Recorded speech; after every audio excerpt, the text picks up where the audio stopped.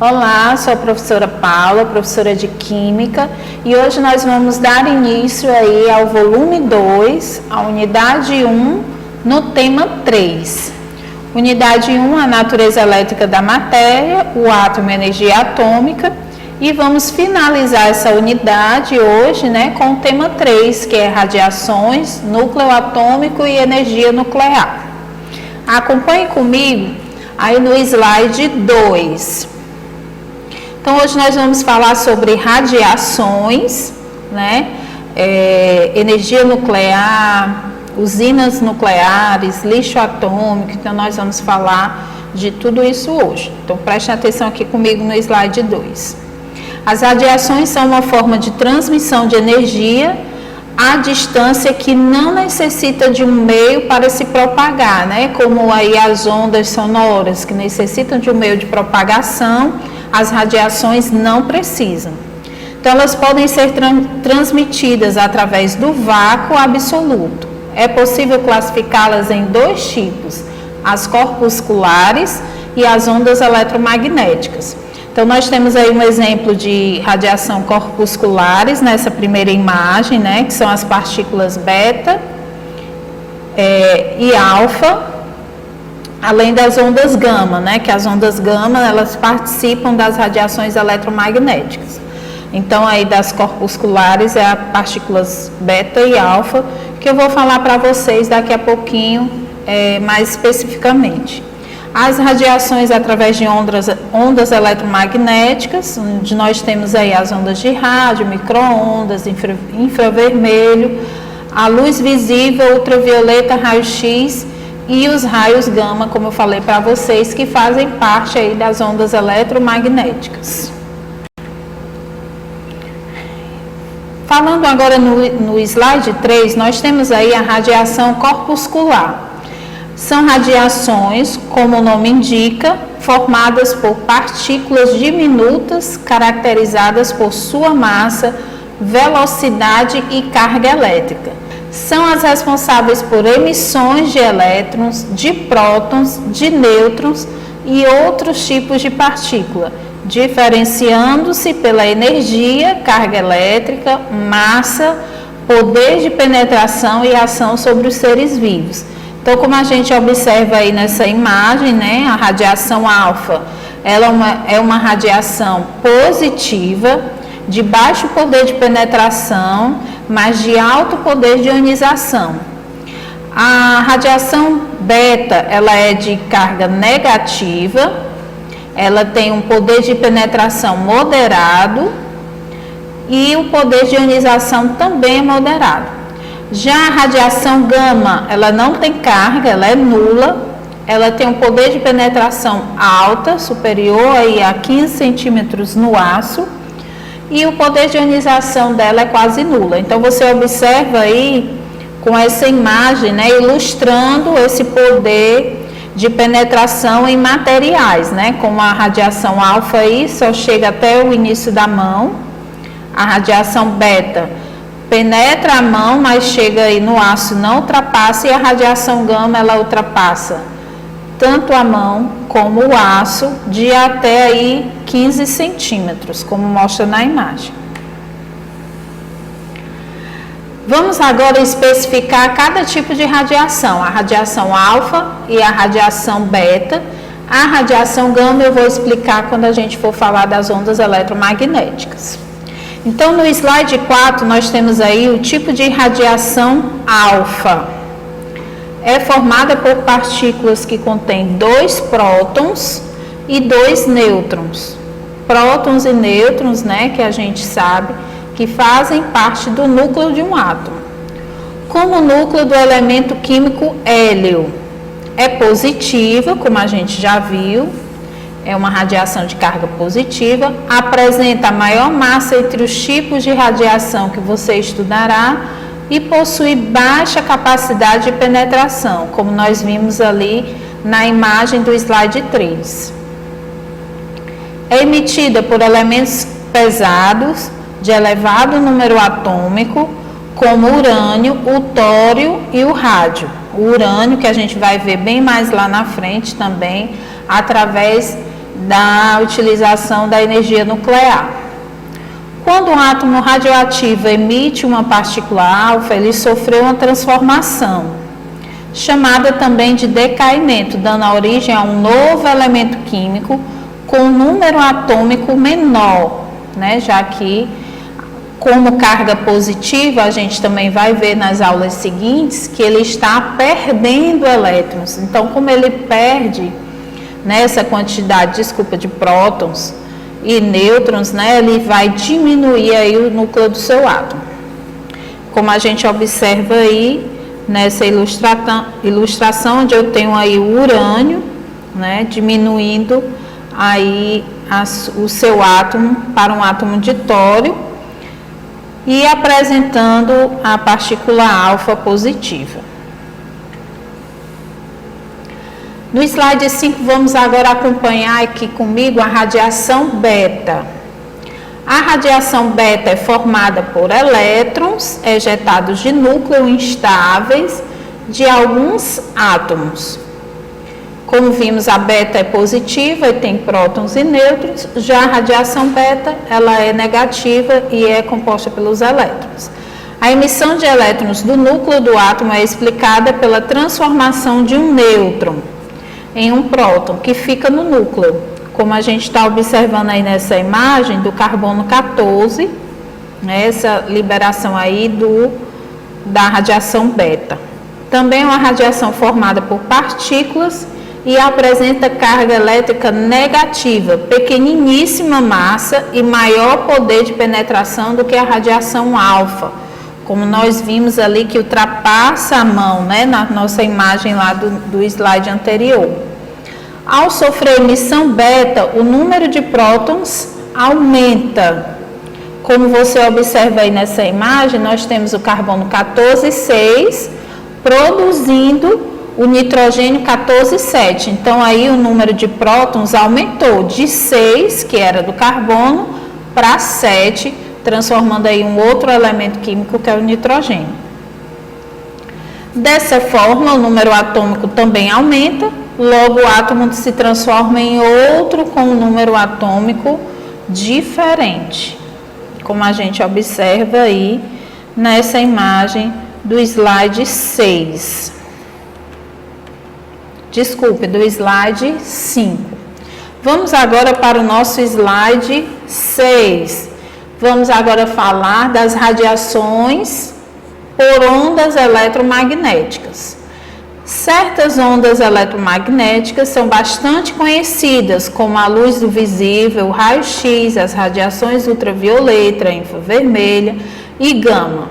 São radiações que se propagam na forma de ondas, constituída por um campo elétrico perpendicular a um campo magnético. Por isso são chamadas de ondas eletromagnéticas. Então a gente observa aí nessa imagem, né, quais são os tipos, que são as ondas de rádio, de micro-ondas, de infravermelho. E a gente vai falar aqui daqui a pouquinho individualmente cada uma. Luz visível, ultravioleta, raio-x e raios gama. Falando individualmente, nós temos a onda eletromagnética, que são as ondas de rádio. Ondas de rádio são largamente utilizadas nas telecomunicações, como sinal de rádio, televisão, internet, GPS, celular, encontram-se nessa faixa de frequência. Então, nós temos aí uma imagem, né, de antenas de telefonia móvel, que existem em vários locais aí espalhados pela cidade, para que você obtenha aí o sinal para utilizar o seu celular, tanto para comunicação como para a internet também, né? No slide 8, nós temos as micro-ondas, que são muito utilizadas nas telecomunicações, que utilizam micro-ondas de frequência que variam aí de 2,4 GHz a 5,8. Os principais usos tecnológicos das micro-ondas são as redes sem fio, que são os roteadores Wi-Fi, radares, comunicação com satélite, observações astronômicas, aquecimento de alimentos, que aí é o famoso micro-ondas que a gente utiliza na cozinha, né? Entre outros. Então, observem essa imagem aí do micro-ondas, onde nós temos o feixe de micro-ondas, um ventilador que faz com que esse feixe se espalhe, né? Um magneto, e se espalhe essas ondas para que o alimento se mantenha aí cozido por toda parte, né? Apesar de que o alimento no micro-ondas ele é cozido de dentro para fora, utilizando aí o aquecimento das moléculas da água. Mesmo assim, possui aí, como é incerto, né? Esses raios, eles são por vários lugares, não tem uma localização correta, vai acontecendo aí com o ventilador por várias situações. Temos ainda o prato giratório para que diminua aí essa incerteza no cozimento por completo do alimento. Radiação 9, que é por infravermelho. A radiação infravermelha é uma onda eletromagnética de frequência menor que a luz visível, que é de 300 GHz a 430. E, portanto, invisível a olho humano. Então, nós não conseguimos ver esse tipo de radiação infravermelha. A maior parte da radiação térmica emitida pelos corpos que se encontram em temperaturas ambientes é radiação infravermelha, né? Como vocês veem nessa imagem, uma imagem que se observa através do infravermelho dessa casa, né? Então, a emissão de calor que é emitida aí por algum objeto, por algum corpo, nessa casa é que faz ver essa imagem aí colorida, né? Ou então aqueles são utilizados também para observar pessoas no escuro, né? Através do calor. Em outras situações também, como a verificação de temperatura, através do infravermelho e algumas outras aplicações. Então, por se tratar de uma faixa de frequência muito grande, com diversas aplicações tecnológicas, o infravermelho é subdividido em regiões menores, infravermelho próximo, médio e longínquo. Além de promover a vibração molecular, é uma das principais formas de transmissão de calor, como vocês observam aí nessa imagem do nosso slide 9. Então, vamos dar continuidade agora no slide 10, onde vamos falar da luz visível, né? Que é a luz que nós conseguimos enxergar. Até agora nós falamos de rádio, micro-ondas, infravermelho, são ondas, que nós não conseguimos ver a olho nu. Então, agora vamos observar aí no slide 10 a luz visível. A luz visível é capaz de fornecer energia e excitar os elétrons presentes em moléculas.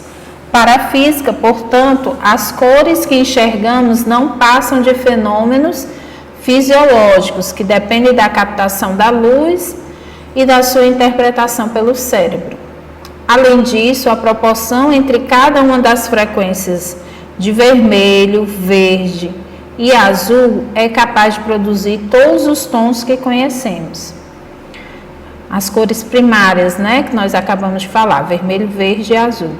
Quando emitidas juntas, essas três cores produzem a luz branca, que não se trata de uma única cor, mas de uma superposição das frequências visíveis, né? Então, aí a gente observa o vermelho, o laranja, o amarelo, o verde, o ciano, o azul claro e o azul escuro, em cada uma numa frequência de onda de luz, né? Desde a maior, que é o vermelho, até a menor, que é o azul escuro. Radiação agora ultrapassando da luz do visível, né? Chega agora a um tipo de onda eletromagnética também que nós não conseguimos enxergar, que é a ultravioleta no nosso slide 11. Ultravioleta promove a excitação de elétrons, mas também pode causar a ejeção de elétrons que se encontram na camada de valência dos átomos. O que significa camada de valência dos átomos? É a última camada do átomo, é o que a gente vai ver na nossa próxima aula, quando a gente for falar do modelo atômico de Bohr e as suas camadas de valência. Os raios ultravioletas podem ser utilizados para o bronzeamento artificial, uma vez que induzem a formação de melanina, né, como a gente vê muito hoje em dia, né, esse bronzeamento artificial. Em lâmpadas fluorescentes, fazendo com que o fósforo presente nessas lâmpadas emita uma luz branca. Em análises de moléculas que podem sofrer alterações estruturais ao serem expostas à ultravioleta e também nos tratamentos para combater o câncer de pele, né? Apesar de que uma quantidade excessiva de radiação ultravioleta, né, no nosso dia a dia é capaz de causar o câncer de pele. Portanto, nós precisamos, né, diariamente aí ter cuidado com a pele, principalmente no uso dos protetores solares. Vamos agora no nosso slide 12, onde nós temos os raios X.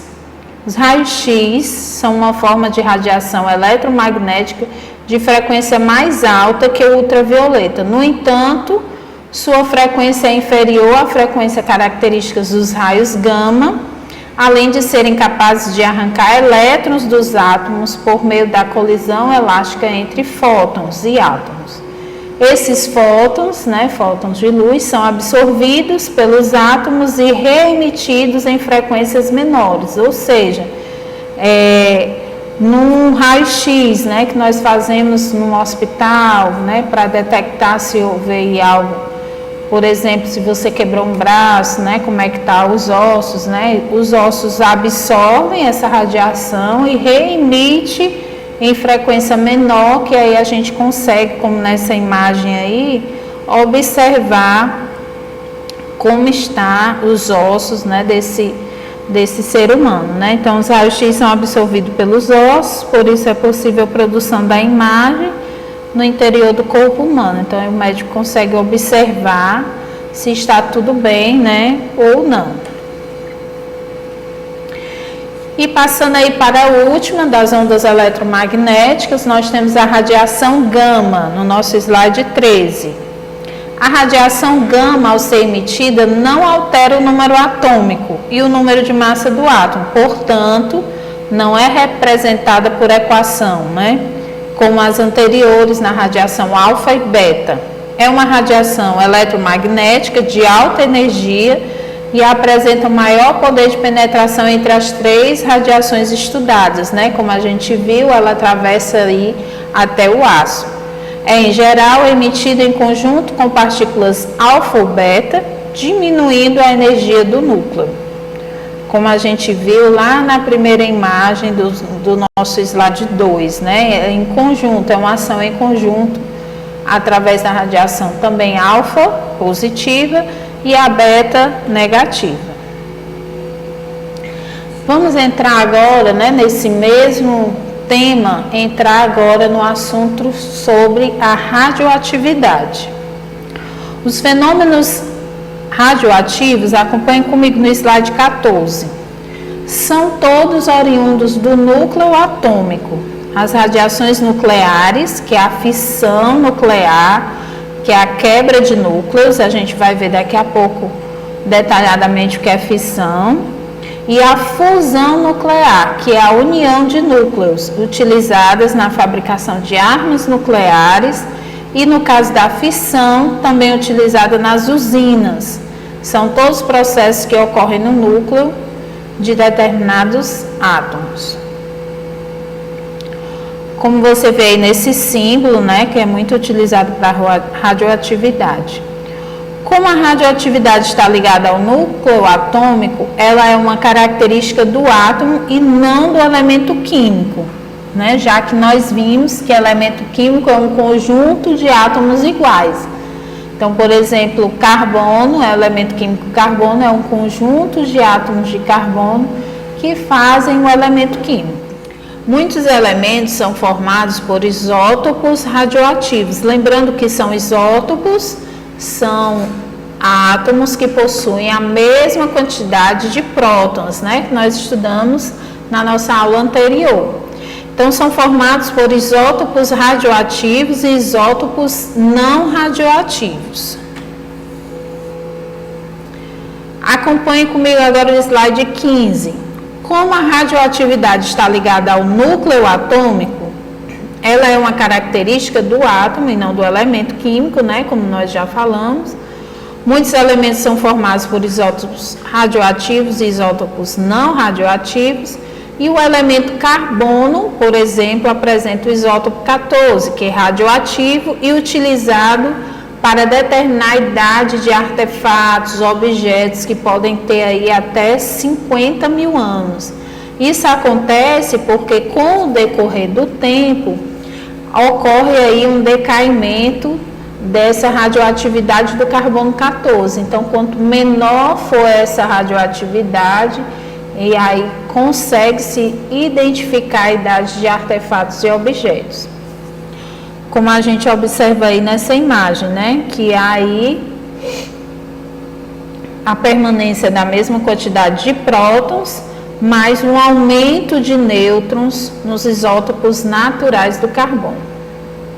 A relação existente entre o número de prótons e o número de nêutrons pode produzir instabilidade nuclear. Os átomos que apresentam núcleos instáveis são radioativos, ou seja, a radioatividade é gerada pela instabilidade desse número atômico, desse núcleo atômico. E agora, o que seriam essas forças nucleares, né? Como a gente falou, uma força que está relacionada aí ao núcleo do átomo. As forças no slide 16, acompanhe comigo. As forças que mantêm os prótons e os nêutrons unidos no núcleo do átomo são chamadas de forças nucleares. Lembrando, nós temos no átomo o núcleo, no núcleo tem prótons e nêutrons, ao redor do núcleo tem a eletrosfera, que contém lá na eletrosfera os elétrons de carga negativa. No núcleo tem os prótons de carga positiva e os nêutrons sem carga. A força que mantém os prótons e os nêutrons unidos lá no núcleo do átomo é chamada de forças nucleares. As reações nucleares envolvem transformações no núcleo atômico. E como as forças nucleares são muito fortes, ou seja, essa união entre prótons e núcleos tem uma ligação muito forte entre eles, a quantidade de energia liberada nessas reações é milhões de vezes maior que a energia das transformações químicas, que são os rearranjos de elétrons. Por isso, por esse motivo, as armas nucleares são extremamente destrutivas, por causa da enorme energia liberada nessas reações nucleares. Essa energia pode também ser convertida em energia elétrica nas usinas termonucleares, que eu vou falar mais na frente aqui para vocês como é o funcionamento dessa usina nuclear. Existem ainda dois tipos de reações nucleares, que são a de fusão, que é a união, desse átomo, do núcleo do átomo, e a fissão, que é a quebra. Você entenderá a seguir como essas reações ocorrem e como a usina nuclear pode produzir energia elétrica. Temos agora aí no slide 17 uma reação nuclear que ocorre em um reator nuclear. É semelhante à que acontece em uma bomba atômica, só que a primeira é controlada, ou seja, a reação nuclear que acontece nas usinas nucleares, ela é controlada, para que não ocorra acidentes. Então, alguns elementos radioativos possuem a propriedade de sofrer fissão, ou seja, de sofrer seus núcleos quebrem e haja a formação de novos núcleos menores. Sendo a formação de novos núcleos menores, há uma formação de um átomo novo, um átomo diferente do original. E uma enorme energia liberada. Então, a quebra desse núcleo faz com que essa enorme energia seja liberada, que nas usinas nucleares ela é contida, ela é controlada, diferentemente de uma bomba nuclear. A reação pode ocorrer quando o núcleo de elementos instáveis, que no caso aí que nós temos nessa imagem é o núcleo de urânio, é bombardeado por nêutrons, ocorrendo uma fissão, ou seja, a quebra. Então, nós temos aí o núcleo de urânio, né, que é bombardeada com nêutrons. Ela ocorre aí, nesse núcleo, a quebra, transformando-se em núcleos menores. Com a transformação de núcleos menores, ocorre também a liberação de nêutrons. Com essa liberação de nêutrons, esses nêutrons bombardeiam novos núcleos de urânio, e aí ocorrem novas fissões, e essas fissões vão se transformando em núcleos menores, vão liberando nêutrons, e aí ocorre uma reação em cadeia, né? Onde eu venho aí nessa imagem, o meu primeiro nêutron aí, essa bolinha azul, que ataca o núcleo de urânio. Esse composto que é formado ao ser quebrado, né, ocorrer a fissão, transforma em núcleos menores, como vocês observam aí, o núcleo do criptônio e o núcleo de bário. Nessa quebra, nessa fissão, ocorre a liberação de mais nêutrons, né, além da liberação de energia, e essa liberação de energia que faz com que ocorra a transformação em energia elétrica, que eu vou mostrar mais na frente para vocês. E esses nêutrons que foram soltos, liberados da fissão, como eu disse, né, vai atacando outro núcleo de urânio. Esse núcleo de urânio vai sendo fissionado e sendo criado outros núcleos de criptônio e bário, mais liberação de nêutrons e assim por diante. É uma reação em cadeia. No slide 18, nós temos aí um pouco mais sobre fissão nuclear. É um fenômeno natural que pode ocorrer entre os átomos de urânio, por exemplo.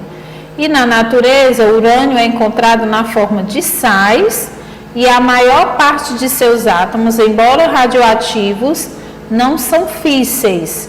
Então, não são todos os átomos de urânio, né, que consegue ocorrer essa quebra do seu núcleo. Apenas o isótopo de urânio 235 sofre essa fissão com facilidade, né? Como a gente observa aí nessa reação em cadeia que eu falei do slide anterior, onde ocorre a bomba atômica, também ocorre nos reatores nucleares que são controlados, né? No reator, na bomba atômica não há o controle dessa fissão nuclear. Então, vamos agora no nosso slide 19 acompanhar a fusão nuclear. Então, acompanhe comigo. As reações de fusão nuclear, a fonte de energia do Sol e das estrelas, unem átomos mais leves, formando átomos mais pesados. Vejam que a gente falou anteriormente de fissão nuclear, que era a quebra do núcleo, né? Nesse caso aqui é a união de átomos mais leves formando átomos mais pesados. Então, a fusão é a união. As reações de fissão, por sua vez, promovem a quebra de átomos mais pesados em átomos mais leves. A reação de fusão mais conhecida é a que ocorre no Sol, entre os átomos de hidrogênio, formando átomos de hélio e liberando a radiação beta, né? Lembrando que a radiação beta é uma radiação de carga negativa. Então, vejam aí no slide 20 como ocorre aí essa reação química, né? As equações para que ocorra essa reação de fusão do hidrogênio formando o hélio, né? Então, eu tenho aí o trítio, o deutério e o hidrogênio, né? Não nessa ordem, mas eu tenho primeiro o hidrogênio, depois formando o deutério, depois o trítio e aí em seguida formando o hélio e por final liberando a radiação beta. As reações de fusão nuclear que ocorrem nas estrelas são responsáveis pela formação de elementos químicos. Quando uma estrela morre e explode, lança no universo os elementos produzidos nesse processo. Estes, por sua vez, mais tarde, darão início à formação de novos corpos celestes.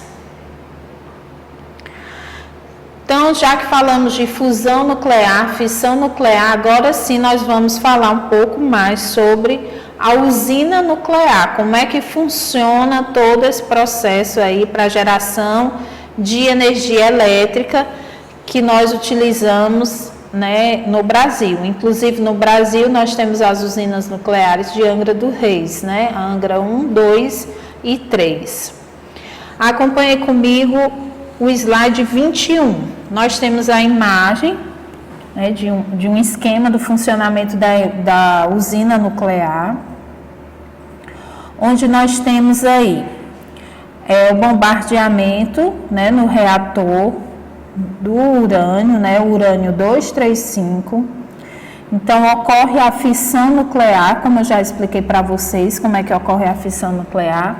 Essa fissão nuclear libera muita energia, essa energia, né, através do calor muito alto, temperatura altíssima. E aí, essa temperatura, ela é gerada através de vapor de água. Esse vapor de água passa pela turbina, onde faz com que essa turbina se movimente, girando, né, se movimentando, girando, transformando aí a energia mecânica em energia elétrica. Ocorre também que esse calor, né, como você observa aí, nessa linha amarela, que vai para a água em vapor, ela vai para um condensador. Para quê? Para que essa água seja resfriada, né? Para que volte para o mar, né? E é utilizada essa água também para resfriar o processo, porque nem todo o vapor é utilizado aí na transformação de energia. Então, é necessário o condensador para ficar resfriando essas altas temperaturas, para que a água que era vapor, né, volte a ser líquida e vá para o mar.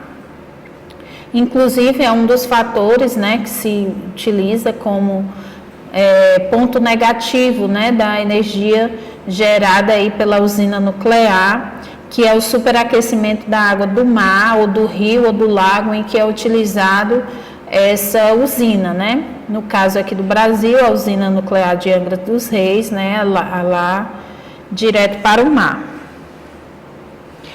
A energia nos reatores, como está aí no slide 21, diz o seguinte: ela é utilizada para aquecer a água até formar vapor, né? Como eu já disse para vocês, tem aí todo o esquema que vai girar as turbinas da usina nuclear e gerar energia elétrica que vai direto para nossas casas.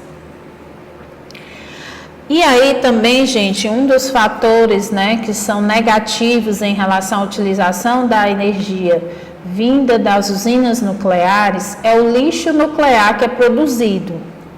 Então, acompanhe comigo no slide 22. O combustível nuclear utilizado nas usinas, com o passar do tempo, não fornece mais energia necessária para a produção de energia elétrica. Ou seja, com o tempo não ocorre essa fissão nuclear. Então, o que acontece? Há duas possibilidades. O combustível usado é considerado lixo nuclear, ou uma parte do combustível usado pode ser recuperado, gerando também nessa recuperação. Essa recuperação ela não é 100%, ela gera também um resíduo que também é considerado como lixo nuclear. Tanto em um caso como no outro, o lixo é composto por vários isótopos radioativos, né, do urânio, que apresentam potencial perigo ao ambiente e aos seres humanos que utilizam-se ali como forma de trabalho a usina nuclear. Então, é todo um cuidado para se manter aí esse lixo nuclear longe de acontecer acidentes nucleares, né, com perigo tanto para o ambiente ao redor da usina nuclear, tanto para os funcionários que se utiliza ou os moradores que moram perto ali dessa usina. Então, para onde é que vai esse lixo nuclear? Acompanhe comigo no slide 23. Algumas formas de descarte do lixo nuclear são em tambores blindados, como você viu ali no slide 22, contendo material radioativo, são depositados em piscinas cheias de água, que é o que ocorre nas usinas nucleares aqui do Brasil, em Angra dos Reis. Armazenamento em tambores blindados e despejados, em mar aberto, a utilização de salinas desativadas ou até mesmo o aterramento, né, de um local desativado desse material. Apesar de todo o cuidado, né, com materiais radioativos, de toda a sinalização de que aquele material é radioativo, que não se pode chegar perto, acontecem acidentes, né, e acidentes muito nocivos tanto ao ambiente como aos seres humanos. Então, um acidente muito conhecido no Brasil foi o acidente com o Césio 137 em Goiânia, né? Como foi que ocorreu? Vamos acompanhar comigo no slide 24. Ocorreu que 2 catadores de lixo vasculharam as antigas instalações do Instituto Goiano de Radioterapia, né? Então, na radioterapia, quando foi finalizada no centro de Goiânia, deixaram os equipamentos lá. Então, esses homens catadores de lixo, né, foram lá e vasculharam o terreno em busca de algum material, encontraram um aparelho de radioterapia abandonado e tiveram, né, a infeliz ideia de remover a máquina com a ajuda de um carrinho de mão. Eles levaram esse equipamento até a casa de um deles e em seguida vendeu para o proprietário de um ferro velho, que foi pegar essa máquina e desmontar. Ao desmontar essa máquina, ele expôs ao ambiente 19,26 gramas de cloreto de césio 137, um pozinho branco parecido com sal de cozinha, que no escuro brilhava na coloração azul. Então eles acharam aquilo muito interessante, parecia algo sobrenatural, né? Acabou mostrando para toda a vizinhança, familiares, amigos. Em pouco tempo, muitas famílias, moradores ali de Goiânia, daquele ambiente ao redor do ferro velho, estavam contaminados através da radiação do césio. Então, algumas horas, acompanhe comigo agora no slide 25.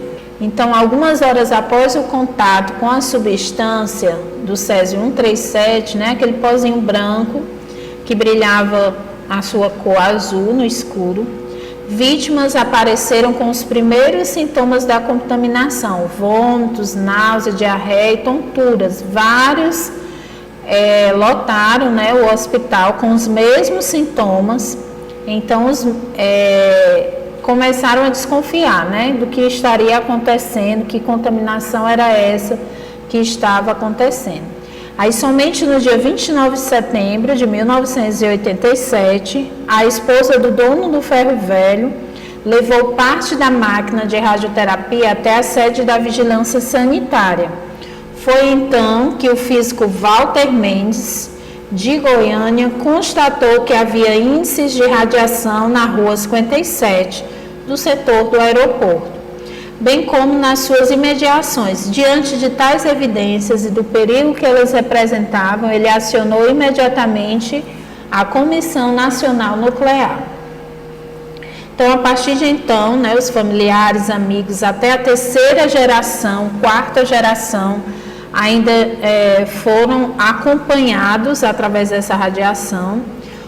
Começou o trabalho de descontaminação do local atingidos, né? Não foi fácil porque incluía desde a roupa utilizada por esses moradores, né, familiares, amigos, até as casas, móveis, tudo foi derrubado, né? Tudo foi cerca aí de 6.000 toneladas de lixo, né? Entre roupas, como eu falei, né? Utensílios, materiais de construção, e tal lixo considerado radioativo, já que tudo foi contaminado, né? Encontra-se confinado em 1.200 caixas, 2.900 tambores e 14 containers revestidos de concreto e aço, em um depósito construído na cidade de Goiás, de Abadia, onde deve ficar por aproximadamente 600 anos, né? Então, ficou uma área totalmente inativa. Com isso, nós terminamos esse assunto de hoje. Então, vamos agora compreender melhor em relação às usinas nucleares, em relação à fissão, fusão nuclear, através da realização de exercícios. Vamos exercitar, né? Vamos acompanhar a primeira questão no nosso slide 26. Então, vamos lá, a primeira questão. Relacione corretamente o tipo de emissão radioativa e suas características. Então, item 1, emissão alfa, item 2, emissão beta, item 3, emissão gama. Então, vamos ver. O item A, partículas negativas, emissão em alta velocidade e poder de penetração médio. Quando se trata de partículas negativas, nós estamos falando na emissão beta. Então, o item A corresponde ao item 2, emissão beta. Partículas positivas, a radiação é lenta e pequeno poder de penetração, como nós vimos lá naquela imagem do slide 2, são as partículas de emissão alfa, que são positivas. Item C de casa, ondas eletromagnéticas, não apresenta carga e possui maior poder de penetração. É a emissão gama, né? Que faz parte das ondas eletromagnéticas. Então, ficou A, 2, emissão beta, B, 1, emissão alfa e o C, emissão gama, como item 3. Vamos agora à nossa segunda questão. Há pouco mais de 100 anos, Ernest Rutherford descobriu que havia 2 tipos de radiação, que chamou de alfa e beta. Com relação a essas partículas, podemos afirmar que, item A, as partículas beta são constituídas por 2 prótons e 2 nêutrons. Errado, né?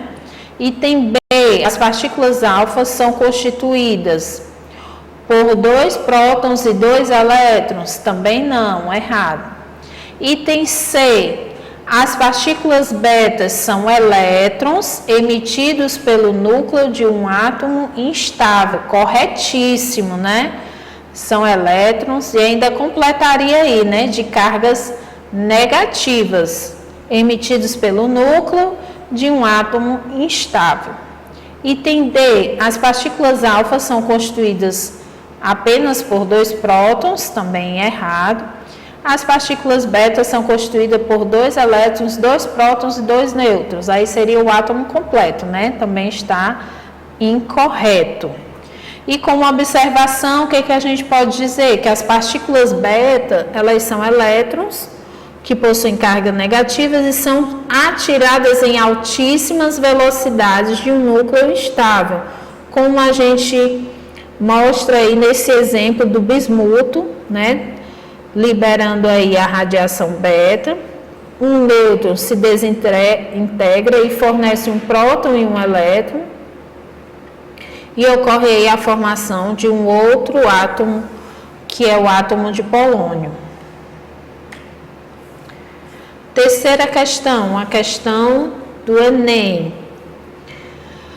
de 2016. Pesquisadores recuperaram DNA de ossos de mamute encontrados na Sibéria que tiveram sua idade de cerca de 28 mil anos, confirmada pela técnica do carbono 14, né? Como a gente viu que o carbono 14 é utilizado para determinar aí a idade de alguns materiais.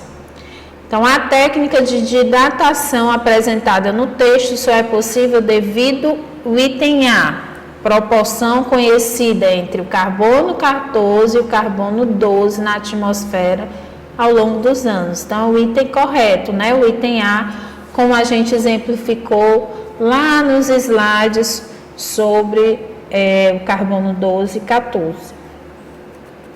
B, decomposição de todo o carbono 12 presente no organismo após a morte também não ocorre, né? Fixação maior do carbono 14, na verdade acontece ao contrário, a fixação é menor do carbono 14. Além de que nos tecidos de organismo, né, com esse tempo todo não tem mais tecido, né, mais a questão óssea mesmo. Emissão de carbono 12 pelos tecidos também não. Transformação do carbono 14 em 12 em 14 ao longo dos anos também não, né? A diminuição, aí o decaimento do carbono 14, por isso há a detecção da quantidade de tempo, né, de anos desse material, como no caso da questão aí, é a recuperação do DNA dos ossos do mamute. Vamos agora à nossa quarta questão, que fala sobre fissão nuclear e fusão nuclear. Os termos são sinônimos? Não, né? Eles não são parecidos, são diferentes, né? Contrários. Item B, a fusão nuclear responsável pela produção de luz e calor no Sol e em outras estrelas? Corretíssimo, né? Item C, apenas a fusão nuclear enfrenta o problema de como dispor o lixo radioativo de forma segura? Não, né? Aí ocorre muito em relação à fissão nuclear, como nós vimos aí na utilização das usinas nucleares. Item D, a fusão nuclear é atualmente utilizada para produzir energia comercialmente em muitos países? De jeito nenhum, né?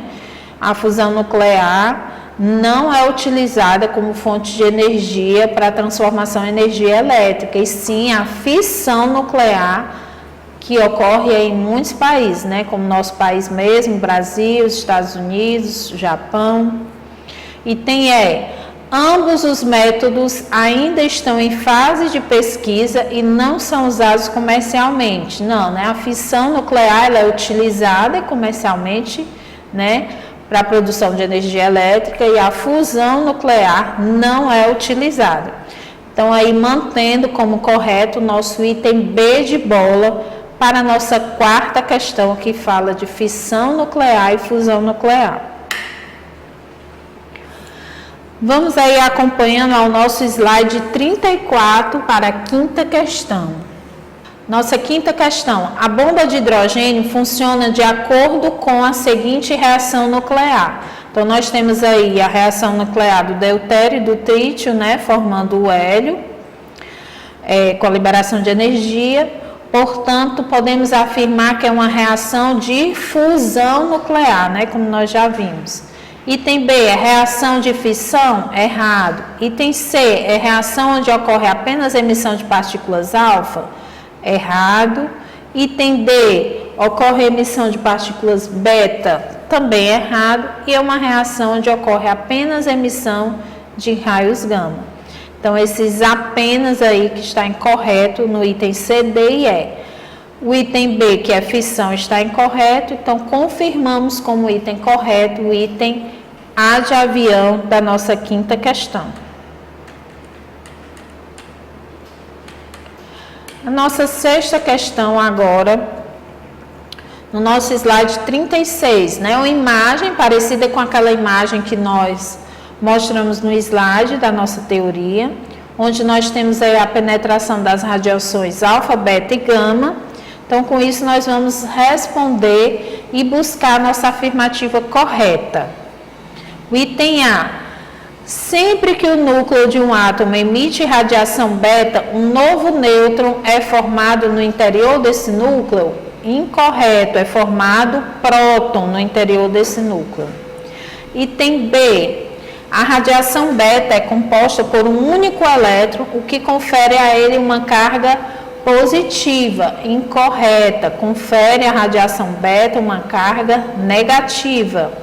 Item C. As radiações alfa são formadas por 2 prótons e 2 nêutrons, o que confere a ela a menor massa entre os tipos de radiações. Não, como tem prótons e nêutrons, forma o núcleo, portanto é maior massa.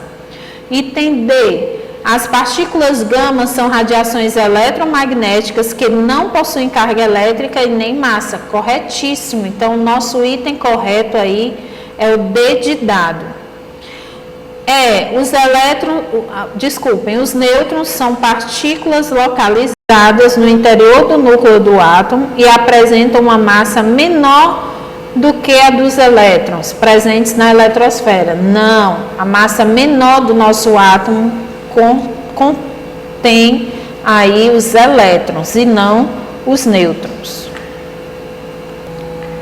E a nossa sétima e última questão, para a gente finalizar esse assunto, diz o seguinte: o elemento químico utilizado para a obtenção de energia nuclear é urânio, césio, hidrogênio, tório ou chumbo. Urânio, né? Como a gente bem falou lá quando a gente falou sobre os slides das usinas nucleares. Com isso nós terminamos esse tema. Espero que tenham gostado. Obrigada e até a nossa próxima aula.